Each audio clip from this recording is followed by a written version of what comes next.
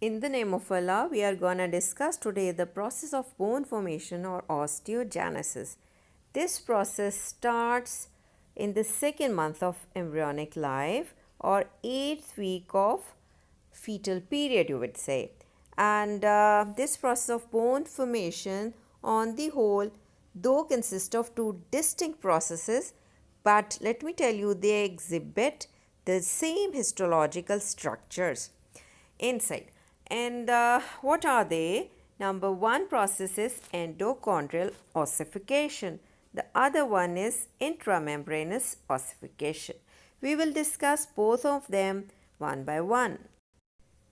The process of intramembranous ossification, as the name shows, that this is something happening within the membrane. So the mesenchymal or embryonic connective tissue membrane is gonna develop into the bone directly. So its cells, namely the mesenchymal cells, are supposed to produce the osteoprogenitor cells. These osteoprogenitor cells will produce the osteoblasts. And let me tell you that these are being influenced by the environmental forces as well. When the soft tissue is receiving some force or pressure, exhibiting it on the bone, that can cause the stimulus, or you can say that being a stimulus for the growth of the bone.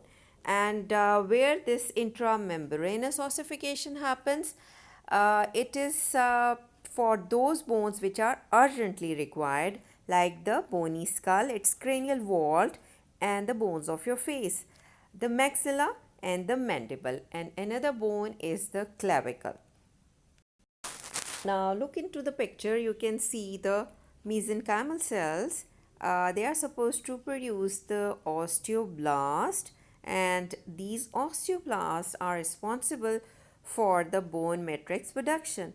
And you know what bone matrix is? It is the intercellular connective tissue. You can recall that they are made up of proteoglycan and the calcium phosphate and rest of the minerals and ions.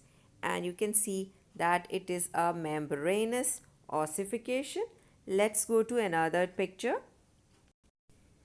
Concentrate on this picture. Here you can see the mesenchymal cells that are going to produce osteoprogenitor cells, and they differentiate into the osteoblasts. And these osteoblasts are going to produce, I already mentioned, the intercellular matrix, which you call as osteoid. This is still unmineralized, and where they are being differentiated, they are differentiated in a primary center of ossification. Here they secrete basically the osteoid, which is unmineralized. And in addition to this, you can see that there are collagen fibers on its vicinity as well. Now concentrate on the next picture. Here you can see the osteoblast, and when they get mature, they are going to form the osteocytes. New bone matrix is around, which is unmineralized, so called osteoid. Now concentrate on the third picture. Here you can see the mesenchymal tissue is there, and this mesenchymal membrane becomes highly vascularized in a places by the ingrowth of the capillaries, you can very well see.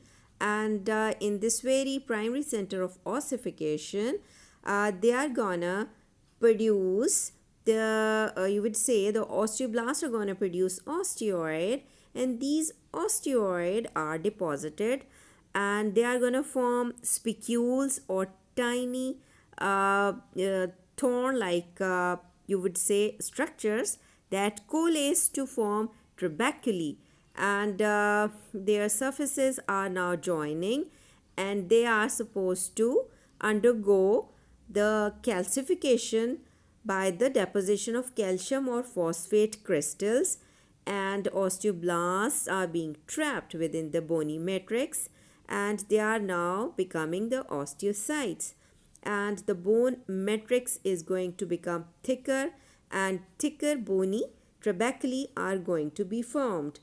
Now the developing bony mass initially becomes the spongy bone in nature and consists of, you can see in the picture, are trabeculae with the interlacing of the network, and this is whole being occupied by the blood vessels, and so many undifferentiated mesenchymal cells are still there, which they are supposed to produce primary bone marrow inside later on.